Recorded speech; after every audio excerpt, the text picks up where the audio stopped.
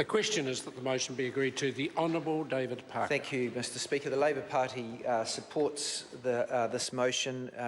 We thank the government for complying with the traditions that we have as to the appointments of these people, and Jacinda Ardern, on behalf of the Labour Party, has been involved in those processes most closely. Sir, can I add to the Minister's thanks, the Labour Party's thanks for the outgoing people in these two roles, Mr Pedden and Ms Huria.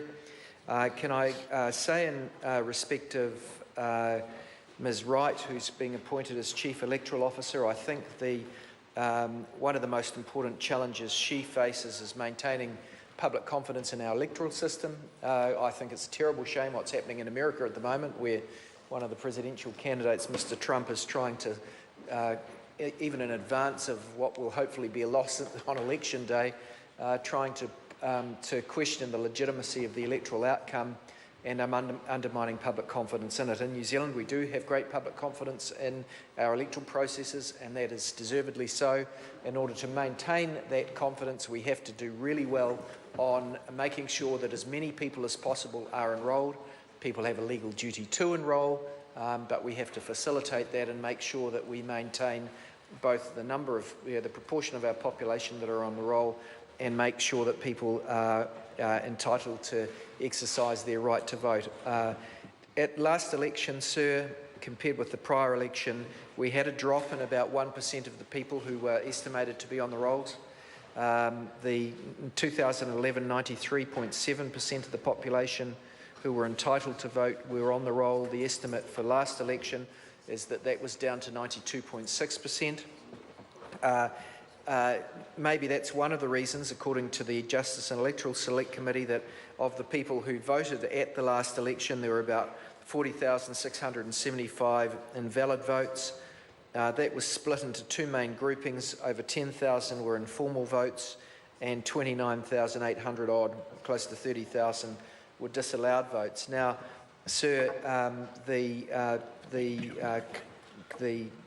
centrality of paying due attention to ensuring that our rolls are robust and up to date is important, and it's becoming a harder task as more and more people, now I think more than 50% of all New Zealanders live in rental accommodation. As the proportion of the population is in rental accommodation, there are more changes of addresses, and therefore it's a bigger task for the Electoral Commission to ensure that the rolls are up to date. I'm sure that these people are up to the task.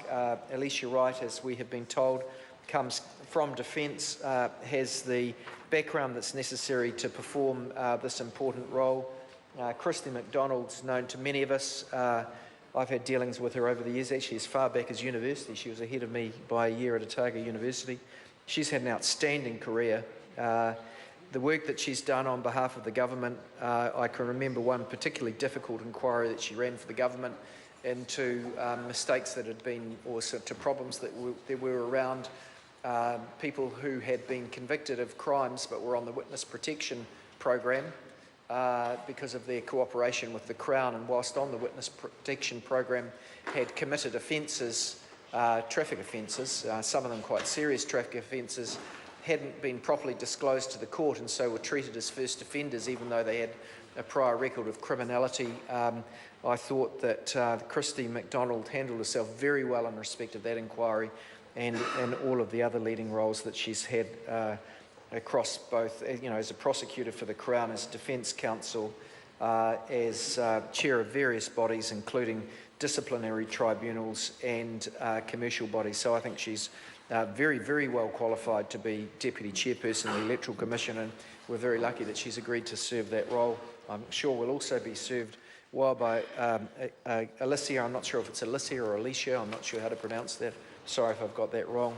Alicia Wright.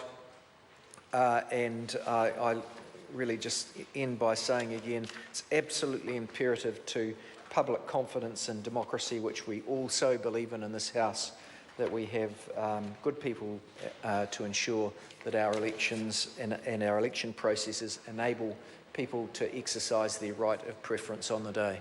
Yeah.